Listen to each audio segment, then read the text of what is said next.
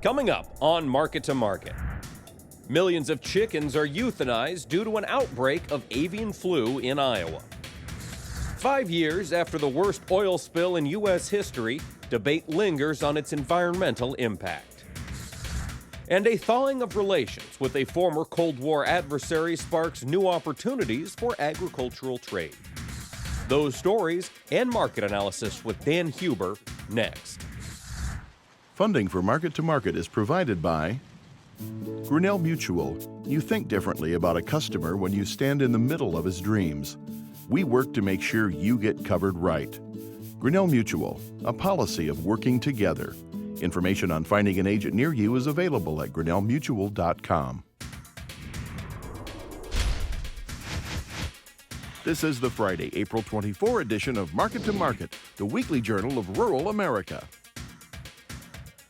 Hello, I'm Mike Pearson. In recent months, the U.S. poultry industry has endured a dramatic increase in confirmed cases of a highly pathogenic strain of avian flu. The virus, known technically as H5N2, has forced producers to euthanize millions of Midwest turkeys in a rigorous attempt to control the disease. USDA officials stress that there's no danger to the human food supply, and since there's never been a single confirmed case in people, it poses little threat to public health. Until last week, the outbreak was limited to turkeys. But this week, millions of chickens flew the coop after bird flu was discovered in a state that leads the nation in egg production. The H5N2 virus, often referred to as avian flu, was confirmed this week at an egg production poultry facility in northwest Iowa. Sunrise Farms is owned by Sonstegard Farms of Sioux Falls, South Dakota, and the company employs more than 200 people at its Harris operation. The outbreak resulted in the euthanization of 3.8 million laying hens. That's just below 10% of the Hawkeye State's total hen population, and the birds account for a little more than 1% of total U.S. egg production. Authorities ordered all chickens inside these barns to be destroyed and stepped up surveillance at nearby farms. We believe it's being caused by wild birds in contact with domestic flocks. So we are pretty aggressively making sure that the farms that we have the disease on, we limit exposure to other flocks. So we euthanize the birds on that farm. We have a 6-mile radius around that farm where we check all the other domestic birds within that radius. We want to make sure that it doesn't move to other flocks. The H5N2 strain, also known as bird flu, has been found primarily on turkey farms since America's first case was confirmed last year. 13 U.S. states, stretching from Wisconsin to California, have confirmed at least one case of avian flu. The virus is deadly for birds, but appears to pose little threat to people.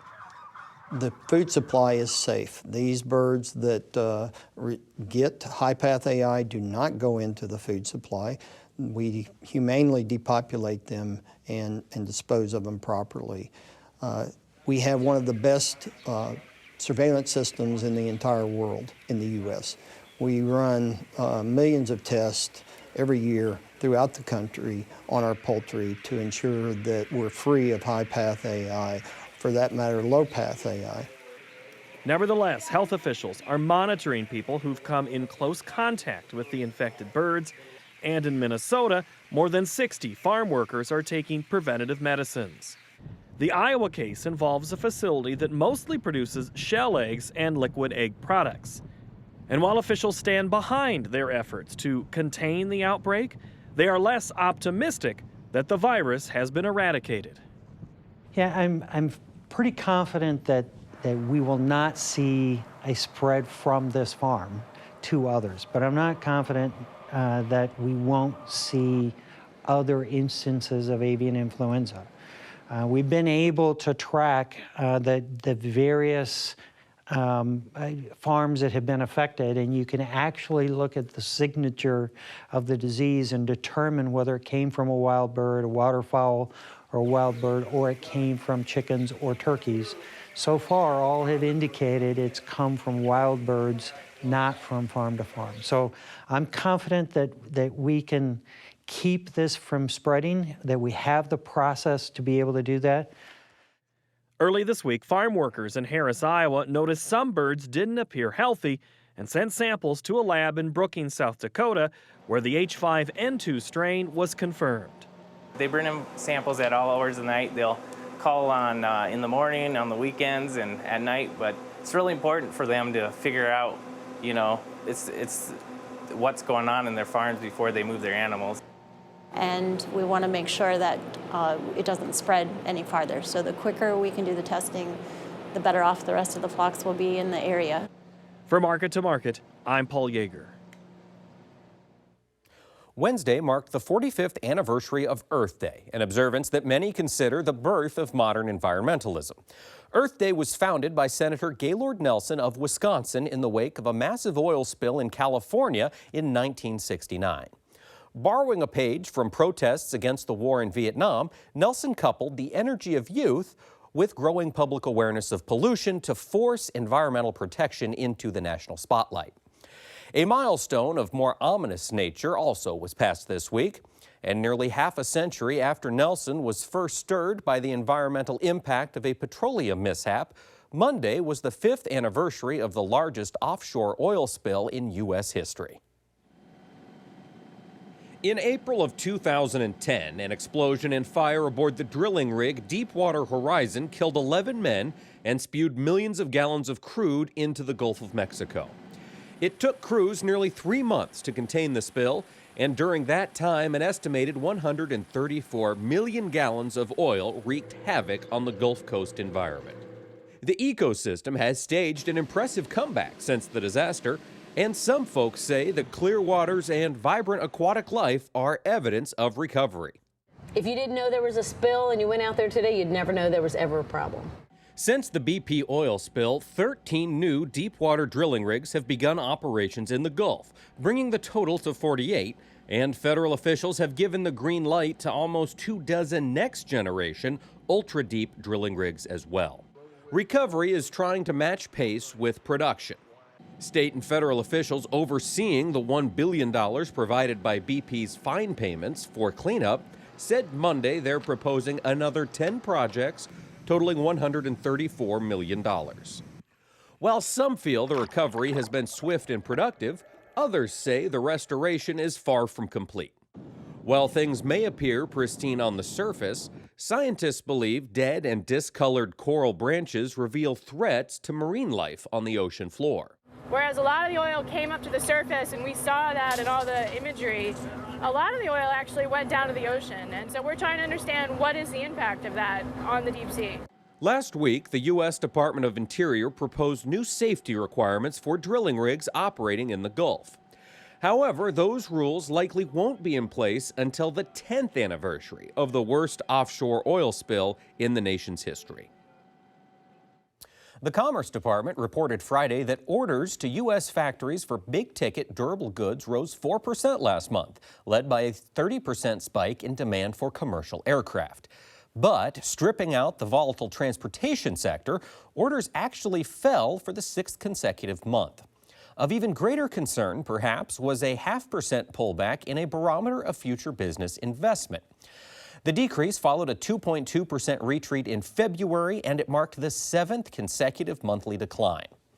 A stronger dollar also has hampered demand by making American goods more expensive overseas. This week, however, the greenback continued its pullback from multi-year highs. Prospects for increased farm exports also were noted this week as warming relations with Cuba sparked new opportunities for agricultural trade. It's my honor, it's my pleasure, and I can't tell you how excited I am to be part of this moment in history, which is what today is really all about. Praising recent action by both countries, New York Governor Andrew Cuomo this week became the first U.S. governor to visit Cuba since the thawing relations with the communist island nation. And while Cuomo, Empire State business leaders, and Cuban officials discussed economic ties in the wake of a withering 50-year-old trade embargo, several voices in Washington mulled over the issue of trade reform with the Pearl of the Antilles. This is not an issue we are going to be able to fix overnight. It will take effort hard work in addition to bills in Congress to truly normalize trade with Cuba. This week, the Senate Agriculture Committee held a two-panel hearing on opportunities and challenges for trade with Cuba. And testimony suggested lifting congressional trade restrictions could open the financial floodgates. Last year, we processed 56 notifications under this expedited process, valued at about $2.4 billion. Now, that's what we authorized. As you heard, the actual dollar value of exports is far less than that, in roughly $290 million. So you can see U.S. exporters see a tremendous market in Cuba by the authorizations they seek from us, even though currently they only export a small fraction of that. This week, Republicans announced they would not challenge recent presidential action to drop Cuba from the government's list of state sponsors of terror, saying the decision rests legally with the White House. By late May, the move could lift global financial barriers to the socialist republic run by the Castro brothers since the Eisenhower administration. And while the promise of credit access was hailed in financial circles, stakeholders just 90 miles away in Miami were shocked. It's in their genes. It's a family running my country with terrorists. Terrorists against the Cuban community, Cuban people. A Cold War defrost has allowed for limited agricultural sales to Cuba since 2001. According to USDA, $600 million in American farm goods were exported to Cuba by 2008. But that number fell to $350 million in 2013. Officials attribute the difference to global competition encroaching on U.S. and Cuban markets, hamstrung by outdated regulations. What food products, farm products, do you particularly see as opportunity areas? You said 3/4 of our exports now are poultry and soybeans. I think we've got a great opportunity to increase our exports of corn. There's no reason why the European Union and Canada have the wheat market. That market should also be ours. I think there's a great opportunity for us to have the rice business in Cuba. And as I think pointed out earlier in this meeting, there's a great opportunity for dairy and dairy products.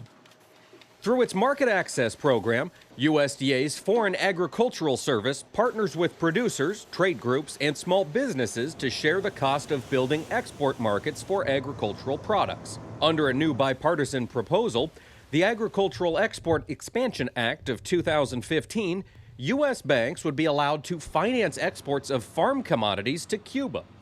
The measure could make inroads for USDA and sculpt a facelift for crumbling farm infrastructure on the island.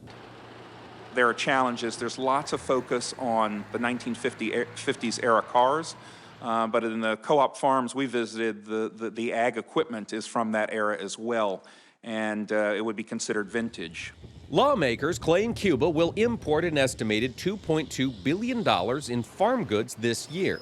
But only $290 million of that will come from the United States. And while it may take a while to unravel past complications, those pushing reforms that would open markets for U.S. farm goods aren't holding their breath just yet. I personally support lifting the embargo entirely. However, that may be a bridge too far for this Congress. And so we've got to take these baby steps. Next, the market-to-market report. Short-term weather forecasts calling for favorable planting conditions pressured grain prices this week as traders contemplated the impact of a weakening dollar and the specter of avian flu. For the week, May wheat lost 9 cents, while the nearby corn contract moved 15 cents lower. Soybeans traded sideways as the May contract gained a penny. Nearby meal prices were virtually unchanged. In the softs, cotton improved by more than 5% this week as the May contract gained $3.21 per hundredweight. Over in the dairy parlor, the May Class 3 milk contract moved 58 cents higher. In the livestock sector, prices also rallied as the June cattle contract gained $2.20. Nearby feeders advanced by $5.55, and the June lean hog contract improved by $3.18. In the currency market, the euro was virtually unchanged against the U.S. dollar. Crude oil declined by 17 cents per barrel. COMEX gold lost more than $28 per ounce, and the Goldman Sachs Commodity Index gained nearly 5 points to settle at 439.25. Here now to lend us his insight on these and other trends is one of our regular market analysts, Dan Hueber. Dan, welcome back. Thanks very much. Glad to be here. And we're glad to have you. We want to talk about this wheat market. We have been on a month-long slide. Does it look like we might be getting close to a bottom? Well, we're very close to what were the bottoms last fall, I guess, if that's a starting point. So I would like to think so. I mean, granted, this has been more of a psychological battle than anything really substantial in the news there. Now, you do have to say wheat is very much a world market. I mean, we're a portion of that, but you look around the world right now, Europe is having great weather, Russia, Ukraine having great weather. We're having actually, have seen some improvements in conditions and rain where we needed them. Planting pace on the spring wheat was solid. So, I mean, just nothing there that you could develop a friendly story out of it. So interestingly enough, a year ago, and this kind of is more reflective of market psychology, a year ago about now, you had the combined stories of Ukraine, Russia, that was exciting everybody. Plus you had rumors or talk of El Niños beginning to reform. Set the market, rallying significantly higher.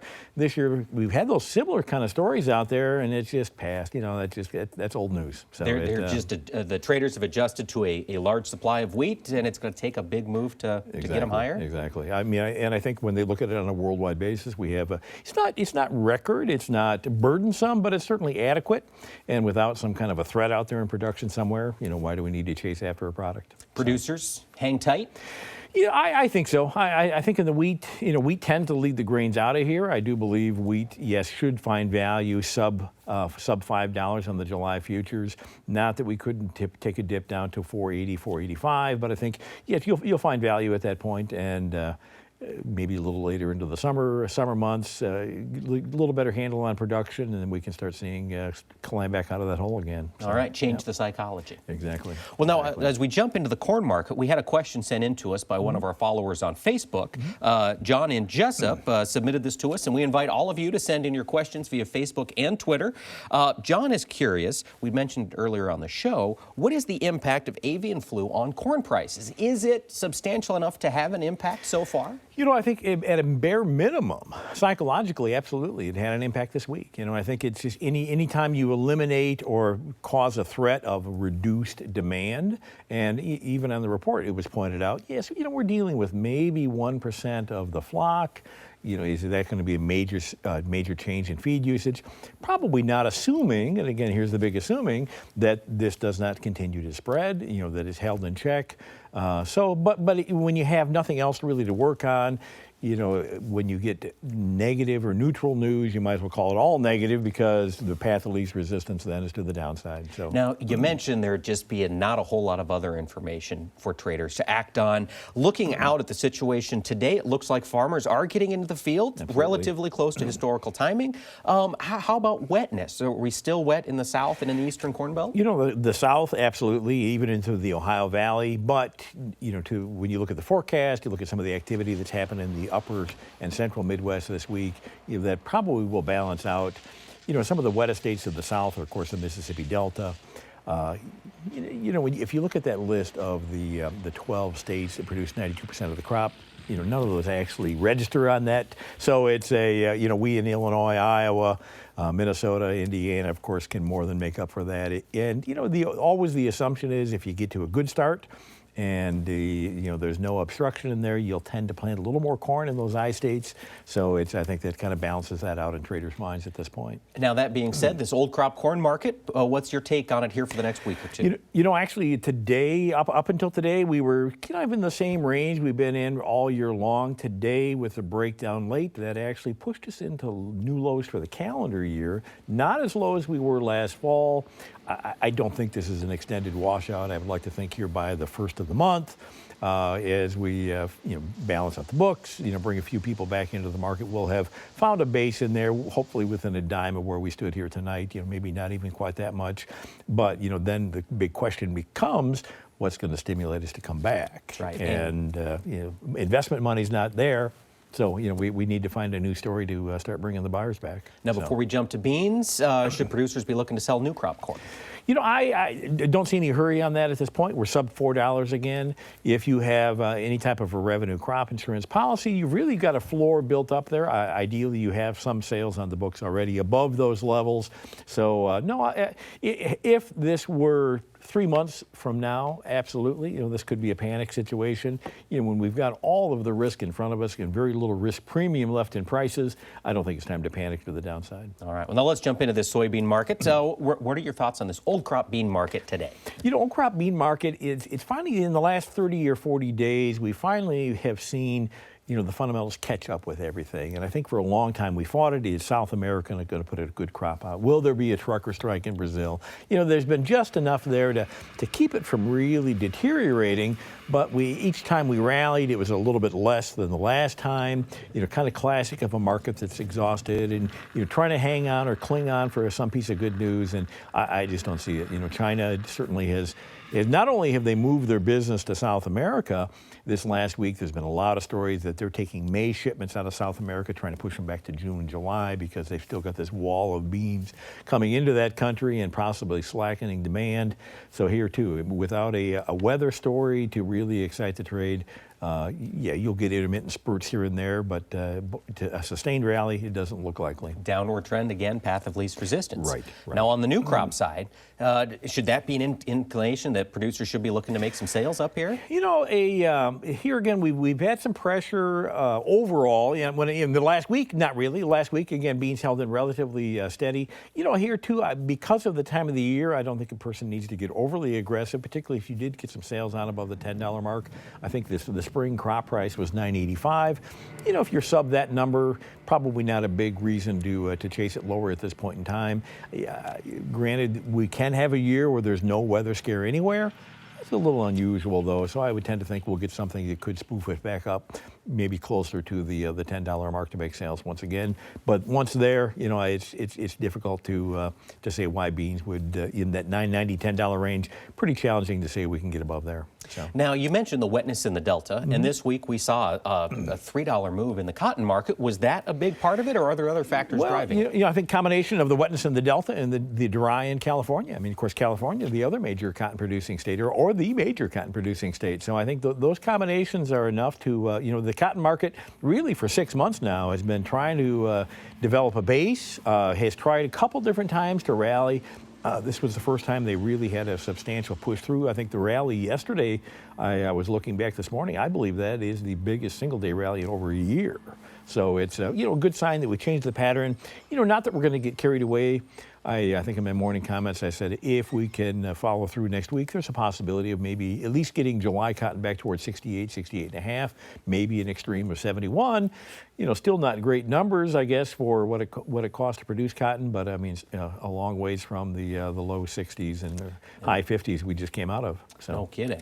Now, in the cattle market, we had the cattle on feed report come out today. Anything surprising in there that we should anticipate to affect the market on Monday? I don't believe so. And cattle have really done and I'll say to cattle and hogs both, surprisingly little impact from the poultry situation. And I really thought that it could have at least a negative psychology hanging over those markets.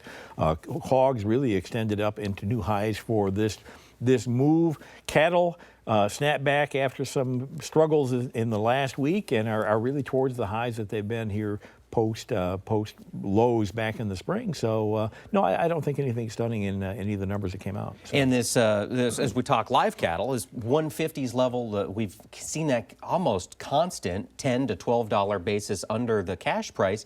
Do you anticipate that to continue? To the best of my knowledge, sure. And again, I guess that gets a little bit out of my realm on the cash basis on cattle, but it's but certainly I think again, not looking for any kind of hiccups within the economic side of the coin. As long as we keep a relatively stable demand there, again, I guess I do have to come back, and I think probably the ace in the hole, or that could throw a monkey wrench into things, would be this poultry situation. If that really backs down on the demand of poultry, you've got both beef and pork out there at pretty pricey meats comparatively. So, is the consumer going to back away from the more expensive cuts this summer? So. Now, talk about feeder cattle a little bit. We saw a pretty substantial rally this week after the last week's couple of pullbacks. Do you think we'll probably see some strength in that market? You know, maybe a little bit of continuation through, but I don't think a major move. Now, granted, probably helping that as much as anything this week as well was the corn market. You know, as we continue to push corn down, you know, why not try to walk that corn to market? So it's so if the corn continues to stabilize or does begin to stabilize here in the next week, then I think it puts a lid on what the feeder market does as well. Okay, now I wanted to circle back to your comments you made on the hog market there. Sure. The avian flu perhaps having some spillover effects in that market. We saw some of that 2-3 weeks ago when it first started to break. Right. Is it one thing where the psychology has just moved past it, or something new at play? You know, I think have ignored it to a small extent. You know, more of a wait and see attitude at this point. But I think, you know, in the hogs we're looking more of a seasonality of it. I didn't get to check the slaughter numbers late this week, but I think we're finally starting to see weights become moderate just a little bit, and that's of course been one of the holdups in the hog market here is we tend to keep putting the tonnage out there. So if we're beyond there, then ideally still we have potential for seeing that normal seasonal type of rally, maybe up into the summer months. I'd like to think we'll at least get the June hogs back in the $82 to $85 range once again. So even with the large amount of pork that's out there. Correct. All right. Yeah. Well, now, one of the stories as we get into planting season, we've got farmers out in the field. We are burning diesel. Where do you see this crude oil headed? You know, the crude oil market, or the oil market as a whole, has very quietly kind of turned the corner over the last 3 to 4 weeks. You know, just about the time, of course, any press story you could read was talking about how crude is going to be $30 the next time we turn around. And, you know, when you ran through the numbers each week, we were continuing to shut down wells. Exploration really backed off. And, you know, not that we're going to get carried away, I think, to the upside, but I don't think referencing maybe later in the year $70, $75 a barrel crude is out of the question again. Interestingly enough, the World Bank put out their quarterly commodity study this week. They projected crude for 2015 would average $53 a barrel, and then for 2016, $56 a barrel, so they think it's going to be pretty quiet overall. Well, thanks so much, Dan. Appreciate your insight this week. Yeah. That wraps up this edition of Market to Market. But Dan and I will continue our discussion and answer some of your questions submitted via our Twitter and Facebook pages in our Market Plus segment online. You'll also find audio podcasts as well as streaming video of our program exclusively at the Market to Market website. And be sure to join us next week when we'll meet a photographer who is capturing the changing role of women in agriculture. Until then, thanks for watching. I'm Mike Pearson. Have a great week. Market to Market is a production of Iowa Public Television, which is solely responsible for its content. Funding for Market to Market is provided by Grinnell Mutual. You think differently about a customer when you stand in the middle of his dreams. We work to make sure you get covered right. Grinnell Mutual, a policy of working together. Information on finding an agent near you is available at grinnellmutual.com.